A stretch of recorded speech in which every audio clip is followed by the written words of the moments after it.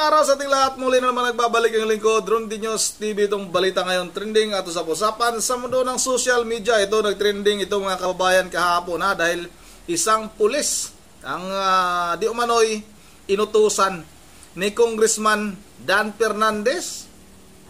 At itong si Congressman Hubad, Congressman Dila, hindi pala si si Congressman Abante, mga kababayan, na nagsalita daw itong isang pulis na ito doon sa Quadcom. Atas patotohanan daw yung mga kasinungalingan nitong si Colonel Garma, at sasang-ayunan daw ito nitong isang pulis na nagsalita dito sa Senado na totoong may reward. Ito na, mga kababayan, talagang lumabas na yung totoong baho nitong Quadcom na ito. Pero bago tayo magpatuloy, hingi lang po ako ng kunting pabor. Sana po paki-like ng video na ito, at sa mga hindi pa nakasubscribe, sana po pa-subscribe ang aking YouTube channel, Ron Dinos TV. Yun na nga, ito na nga yung isang pulis na may paninindigan, matapang, hindi katulad ng iba dyan, katulad ni Colonel Garma. Ito si Colonel Garma, mga kababayan, halata naman talaga noon nasalita noon sa Quadcom na talagang pinipilit lang talaga. Kasi yung iyak niya, mga kababayan, hindi pangkaraniwan. Hindi pangkaraniwan yun. Hindi naman nila maluluko yung mga Pilipino na nanonood dyan sa Quadcom na sabihin nila umiyak ito si Garma dahil nagsisisi na sa kanyang mga ginawang kasalanan. Umiyak yung si Garma dahil nga napipilitan lang, dahil nakakulong ito ngayon, mga kababayan. At itong isang police colonel ito na nagpapatunay na itong Quadcom na ito ay walang ibang habol kung hindi ibagsak, ibaon nila itong mga Duterte na ito, dahil nga itong mga Duterte na ito ay tinig sa kanilang lalamunan pagdating sa kanilang mga budget dyan sa Kongreso. Kung halimbawa itong si Vice President Sara Duterte ay mananalo bilang presidente ngayong darating na 2028 presidential election, mga kababayan. Kaya itong Quadcom na ito, hindi talaga ako sang-ayon sa mga congressman na ito, mga congressman na ito. Masyado itong mga mayayabang. Itong si Dan Fernandez, lalong-lalo na itong si Paduano, talagang asar na asar ako dyan dito kay Paduano. Kung kumaka ng karayon, tapos pusukin mo yung mata ni Paduano. Dilat na dilat yung mata ni Paduano. Sabagay dati itong komunista, si Paduano, marami na rin siguro yung nayayaring tao na yan, yung congressman. Ito si Abante naman, hawak-hawak ng Biblia. Kasi nga, pastor ito. Iwan ko lang kung talagang isinasabuhay ba nito ang kanyang pagkapastor. Hindi ba ito talagang bangag din yata itong congressman na ito? Kakabuisit talaga, puryagaba itong mga tao na ito. Yun ang wag na natin itong patagalin, at nabuking na nga itong Quadcom na ito.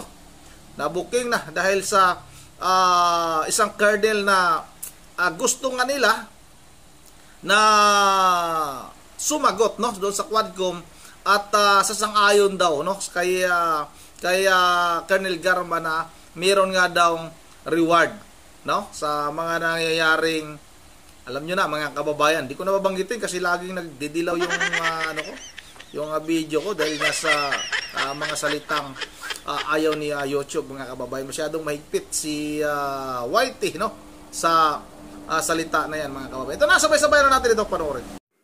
Pwede mong i-share kung anong gusto mong i-share dito sa committee na ito? Yes, Your Honor. Right. Mr. Chair, Your Honors, sa ating lahat, magandang hapon. Allow me to read my opening statement. Matapos ang House Quadcom hearing na umabot ng 14 hours, dumating ako sa bahay ng madaling araw ng October 23. Kasagsagan ng bagyong Christine. Hinihintay ako ng aking pamilya at nag-aalala at di nakatulog hanggang safety akong makauwi. Dala-dala ko ang masamang karanasan at hinanakit sa pangyayari, pero di ko agad nasabi sa aking asawa. Hanggang lumipas ang ilang araw, napansin niyang matamlay at di ako mapakali. Di ko matiis na di ko sabihin sa kanya kahit alam kong apektado siya at may nervyos pag ang pag-usapan ay tungkol sa trabaho ko. With great courage, I confided everything to her. Kahit ito ay malaking problema, and it will affect us, and it will change on our normal and simple life. My career for almost 30 years of service, our personal and family safety and security, and maybe I will be condemned or be ostracized. My wife hugged me and started to cry and asked me why. I told her patagal na tayong nagsusumikap and we have to be strong and survive together. Mauna ni ang panahon nga magpakabanata means makialam. Lisod maging witness rata o maging innocent bystander. Maangol gyapon ta o maging casualty tayo. Gipasabot nako sa iya ha. I have to explain to her. Kailangan naay mo barog sa kamatuoran. There must be someone to rise up to the occasion. I told her that I have the moral obligation and a call of duty to uphold as police officer. In the eyes of God and in the soul of man, I have to say this, even God was betrayed 3 times. But this time, I have to say this, I don't want to betray our beloved country, our fellow Filipinos, and to God Almighty. I don't want to discredit the men and women of the Philippine National Police, the institution where I belong. I don't want to destroy my beloved alma mater, the Philippine National Police Academy, who molded me with moral values to speak for the truth that I owe, and it's time to give it back the honor and respect. Your Honor, allow me to read my affidavit. Okay. Sige. David, Yes, Your Honor. sige, also submit a copy to us. Sige, Yes, Your sige. Honor. Mahaba po yan? Ilang pages pa yan? Saglit na ho, Your Sige, Honor. go ahead. Allow me to read, Your Honors, my affidavit. I, Police Colonel Hector U. Grijaldo, 3rd Level Officer, presently assigned a Personal Holding Administrative Unit, Camp Crame, Quezon City, after duly sworn to, under oath and in accordance with law, to hereby depose and states that I've been dedicated to public service for almost 30 years, and since I took my oath as cadet on June 1, 1995. On October 16, 2024, I was again invited as a resource person in the 9th Joint Public Hearing of Committees on Dangerous Drug, Public Order, Safety and Human Rights, and Public Accounts of the House of Representatives scheduled on October 22, 2024 at 9:30 a.m.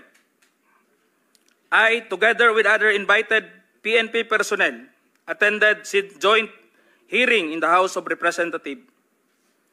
After I answered questions related to extrajudicial killings and the reward system, I was approached by a security personnel while I was seated in one of the witnesses during the hearing. The said person told me that I was summoned by Congressman Dan Fernandez. I went out of the room with the security personnel, When we were outside, he told me to go to the left corridor and proceed straight to the end room. While walking, I saw other witnesses who were standing in the corridor, including my classmate, Major Portalesa and Captain Anoba, who was wearing a PNP uniform, and the latter acknowledged me by saluting. When I entered the room, I saw 2 lawyers of Police Colonel Garma standing inside the room. One of the lawyers approached me and then asked me what we are going to talk about. I said, I do not know. After a while, Kong Dan Fernandez entered the room and he asked me to sit beside him on his right side. And then Kong Abante entered the room, sat far end of the chair on the right. One of the lawyers of Police Karma stood near at my back. Kong Dan Fernandez put the paper he was holding on the table and told me, ito ang sasabihin mong statement na ito, while pointing on the paragraph on the paper. Ito ang supplemental affidavit ni Colonel Garma. Sabihin mo, alam mo ang reward system. I-confirm mo lang. Kong Dan told me to read the said affidavit. However, I asked the copy of affidavit he was showing to me to read it. He did not give it to me. The lawyer of Police Colonel Garma said, ikaw lang ang pwedeng magsabi niyan, sabi ni Colonel Garma. I was puzzled and I asked myself, why me? I respectfully told him that I cannot confirm. They are saying as I have not read the affidavit. We went silent for a while. And then Kong Dan Fernandez said, while holding the affidavit, saan ka pwede? Dito, noong 1999, about DDS, alam mo to, pulis ka na sa Davao nito. I politely told him that I was not still with the PNP because I was working with the Bureau of Jail Management and Penology in 1999 that time. After some time, Kong Abante asked me how many years do still I have with the PNP. I answered, I still have 4 years before my retirement. Then he made a remark, pwede ka pang maging general. I humbly responded to him, masaya na ako sa ranggo ko, sir. Pagkatapos nito, sir, uuwi na lang ako. At magtatanim na lang ako ng kamote sa amin. The cordial conversation between us continued. And I felt that they wanted me to convince me to do what they wanted me to do. Then Kong Abante asked me where I serve as a chief of police, to which I answered, Mandaluyong City Police Station. Kong Abante then persuaded me by saying, ikaw naman, Colonel, ganito na lang, alangan namang walang insidente o pangyayari sa panahon na yon. I answered, and I served as a COP in Mandaluyong during the COVID-19 pandemic, and there were less crime committed. And we did not receive any reward from anyone. I added that we only received funds, additional MOA or support fund, from the Peace and Order Fund of the LGU. I then respectfully told Kong Dan Fernandez that anybody can debunk my statement if I confirm the testimony of Colonel Garma about the DDS in 1999, since I was not a member of PNP at the time. And I have no personal knowledge as to the reward system. Additionally, I said, the work of the policeman are noble and requires great sacrifice, even without the reward or award. It is our moral obligation and a call of duty to serve our country and people. Then Kong Dan asked me, si Colonel Garma, anong masabi mo sa kanya sa Barayuga? I politely told him I cannot comment on the case. When I respectfully answered him, Sir, mahirap yan. Kasama kami sa nag-iimbestiga at hindi ko alam kung ano ang kinalaman niya at may investigasyon din sa amin, baka ma-incriminate ako, sir. After the discussion, they did not give me a copy of the second affidavit of Police Colonel Garma. I felt that I disappointed them. Kong Dan Fernandez and Kong Abante left the room, while I and the two lawyers of Police Colonel Garma stayed in the room for a while. I presume that they are about to present the second affidavit of Police Colonel Garma. I asked the two lawyers of Police Colonel Garma why they have chosen me. They did not answer me and just stared at me. And that I went back to the hearing room. When I went back to the hearing room, I immediately called the attention of Police Colonel Lito Patay, who were sitting behind the witness table. We proceeded at the back of the lobby area when they suspended the hearing.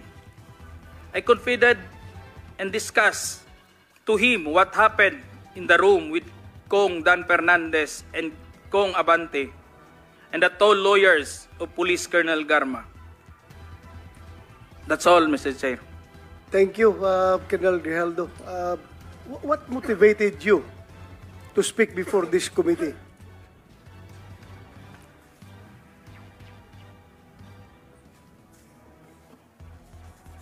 The time, Your Honor, I was insulted and it is very offensive, and I think it is inappropriate for anyone to act like that.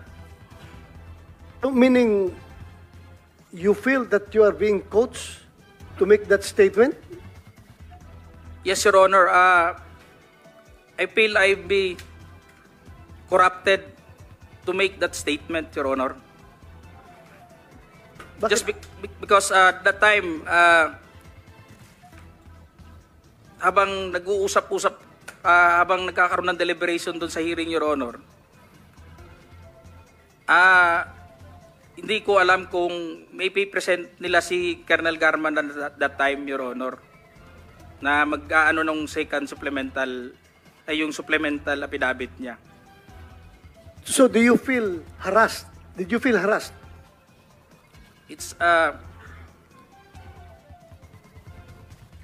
harassment and very offensive, Your Honor, and uncalled for anybody.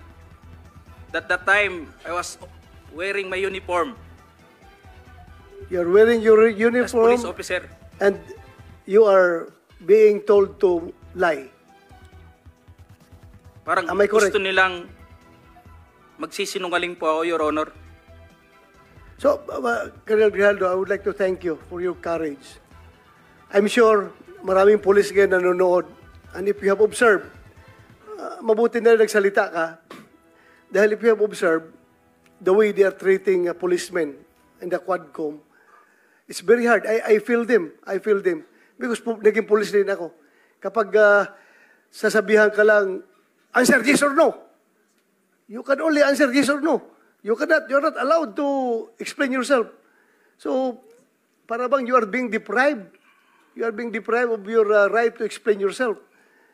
Kaya lalong-lalo na kapag ikaw itinuturuan na itong sasabihin mo, itong paragraph sasabihin mo, o dito, pwede ka ba dito?